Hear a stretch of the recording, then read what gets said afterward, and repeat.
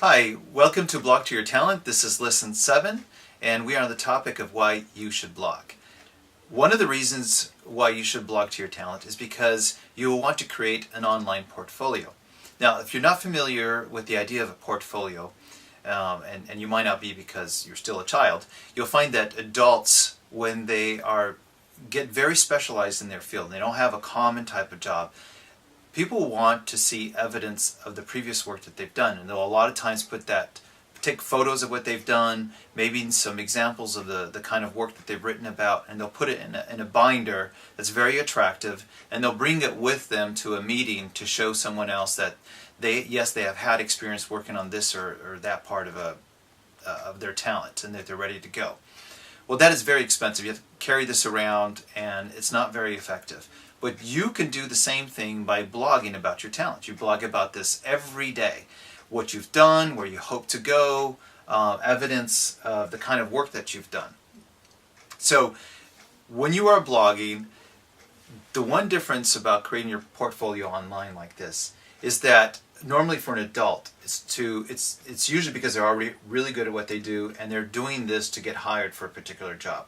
This is not your goal in this case. In this case, you're going to try to use it to persuade somebody who's much more expert than you to allow them to get close to you. You'll find that there are a lot of experts in the field who simply don't have time for beginners. Yeah. And there's a good reason. They're super focused on their work. They're busy. So you need a way to persuade them that you're one of the select few, the chosen few, the disciples that can totally appreciate the work that they do. So you do that by putting evidence in your blog that you are very, very serious about learning. Yeah.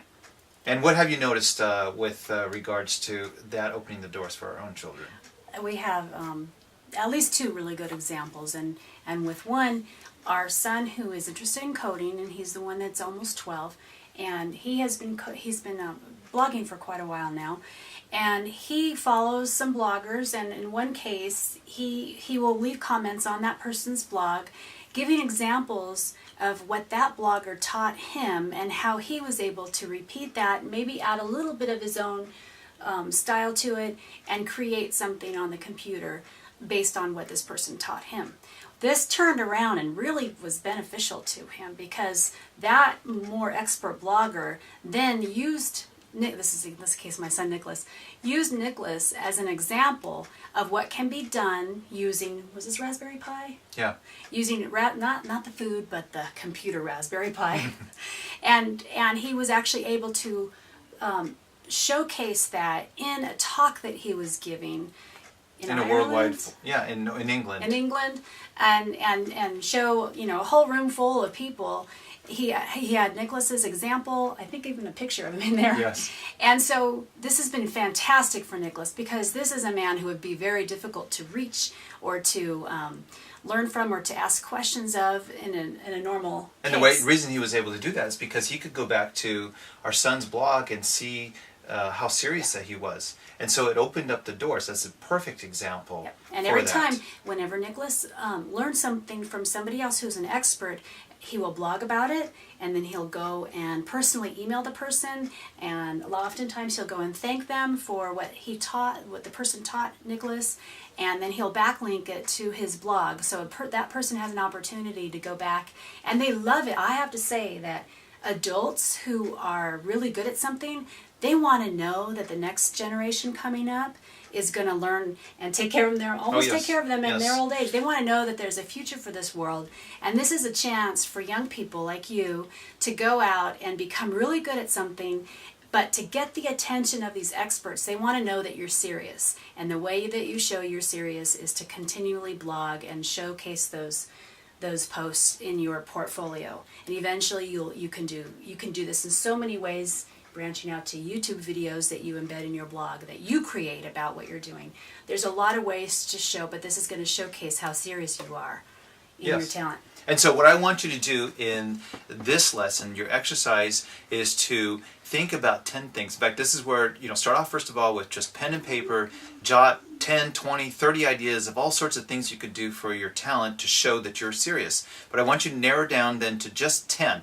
And think of those 10 things that you could do that you think would open up the door to the next level of experts in your field. So if you're a complete beginner and let's say you're into horse riding, maybe your goal is just to try to let the stable owner let you come in so you can groom the horses. So you could think of what are 10 things I could do and then write about on my blog post that would convince the stable owner that I'm probably not going to get myself kicked in the head by a horse because I know what I'm doing. Because you know how to handle horses. Right, exactly. Yeah. If you're much more advanced, maybe you're going to, in that case, like if you're into horse riding, then you may want to show yourself actually riding or trying to catch a horse that's gotten out of control. And then you're trying to convince the next level of experts to let you come close to them. So find 10 things to write about and put them in a blog post. Doesn't mean you've done them yet. Maybe it'll take you a year to get to, but 10 things that you think will open up the doors for people more advanced in your field to let you come close to them and watch them Learn from them and learn from them. And learn from them. All right. Happy Talent Journey. We'll see you on the next lesson. Give you a heads up on it. Okay, as you create your portfolio of information and you're showcasing your work, one of the things that you should be doing is thinking ahead of what you would like to do. So, Caleb, actually tell me 3 things out of maybe 7 or 10 that you've probably already written about of what you wish other experts in your field would do so that you can learn from them. You mean openly demonstrate? Right. Okay. One would be demonstrate a forge weld. Look it up. I'll have to go through explain all that, but Okay, look it up. okay. It's awesome.